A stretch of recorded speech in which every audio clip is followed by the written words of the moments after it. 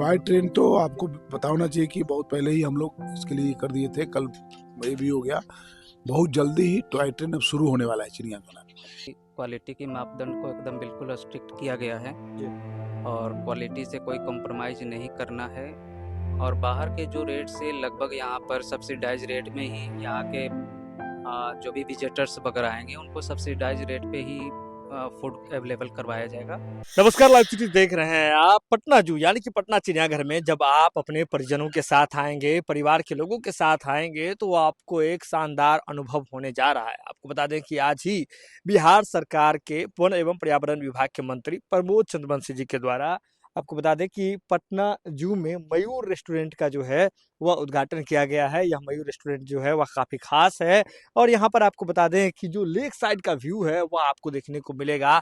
ऊपर में भी आप देख रहे होंगे कि कितना ओपन जो है वह एरिया बनाया गया है, सिटिंग एरिया बनाया गया है, जहां से आप नाश्ता पानी का लुत्फ उठाते हुए सामने बोटिंग देख सकते हैं, सामने का शानदार नज़ारा देख सकते हैं, जू के अलग अलग चीज़ों को देख सकते हैं। और ऐसे में इसका जो उद्घाटन है वह बिहार सरकार के मंत्री प्रमोद चंद्रवंशी ने किया है, लेकिन इस दौरान उन्होंने बहुत तरह की चीज़ें बोली है। लेकिन इसमें से सबसे खास बात यह कही है कि पटना जू में तो टॉय ट्रेन चलने ही जा रहा है, लेकिन अब राजगीर के जू सफारी में भी टॉय ट्रेन चलाने की योजना है। साथ ही साथ घोड़ा कटोरा में भी जो टॉय ट्रेन है उसका भी परिचालन आने वाले समय में किया जाएगा। इसके लिए भी विभाग योजना बना रहा है। देखिए क्या कुछ कह रहे हैं प्रमोद चंद्रवंशी, आइए देखते हैं उनका ये वीडियो। आज आप पटना जू में मयूर रेस्टोरेंट का उद्घाटन करने के लिए आए हुए थे। हाँ, स्वाभाविक है कि लोग आएंगे बच्चे के साथ, परिवार के साथ यहाँ एंजॉय करेंगे, तो स्वाभाविक है उसके साथ साथ कुछ अल्पाहार भी होना चाहिए। खाली घूमने से तो कुछ नहीं होगा। तो बच्चों के साथ जो अभिभावक आएंगे उनके साथ कुछ यहाँ अनेक प्रकार के व्यंजन का लुत्फ उठाएंगे, आनंद लेंगे जू का। इसलिए यहाँ स्वाभाविक था, जरूरी था। और डायरेक्टर साहब के निर्देश में यहाँ रेस्टोरेंट का जो है कैफे का ये हुआ है, उद्घाटन है। टॉय ट्रेन को लेकर के बहुत टॉय ट्रेन तो आपको पता होना चाहिए कि बहुत पहले ही हम लोग इसके लिए कर दिए थे। कल ये भी हो गया। बहुत जल्दी ही टॉय ट्रेन अब शुरू होने वाला है चिड़ियाखाना में। ये माननीय मुख्यमंत्री जी का निर्देश था। तो मुझे लगता है कि 6-7 महीने में हमको लगता है कि टॉय ट्रेन का आनंद यहाँ बच्चे भी ले सकते हैं, अभिभावक भी ले सकते हैं, और जू का टॉय ट्रेन के माध्यम से भी आनंद ले सकते हैं। चर्चाएं चल रही है कि बिहार में अलग अलग हिस्सों में भी टॉय ट्रेन को चलाया जाएगा। चलाना ही चाहिए, क्योंकि बिहार में पर्यटन का बहुत असीम संभावनाएं हैं।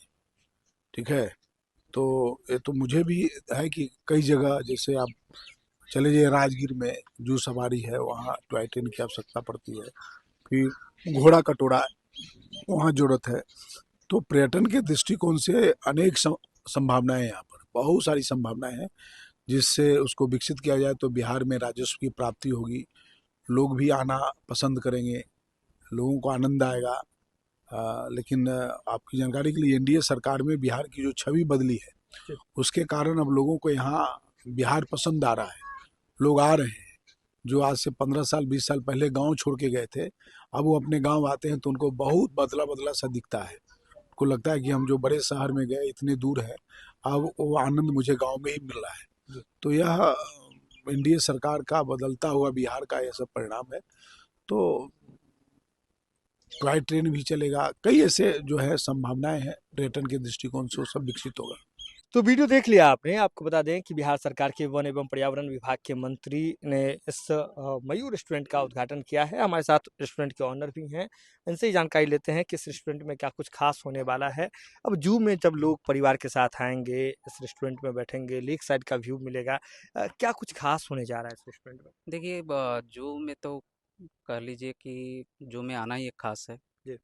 और इतने अच्छे इन्वायरमेंट में बैठ कर के लोग अपने फैमिली के साथ आएंगे, एंजॉय करेंगे, ये अपने आप में खास हैं। यहाँ पर बच्चों के साथ उनके अभिभावक भी आएंगे और उनको एक अच्छे वातावरण में उनको एक अच्छा क्वालिटी फूड अगर दी जाएगी तो ये भी अपने आप में खास ही है। तो लेकिन और भी जगह चर्चा होती है कि अगर आप टूरिस्ट प्लेस पे जाते हैं तो सामान का जो रेट है वह काफ़ी ज़्यादा होता है, तो यहाँ क्या कुछ अलग देखने को नहीं, मिलेगा? यहाँ पर एक्चुअली क्या है कि क्वालिटी के मापदंड को एकदम बिल्कुल स्ट्रिक्ट किया गया है जी। और क्वालिटी से कोई कॉम्प्रोमाइज़ नहीं करना है।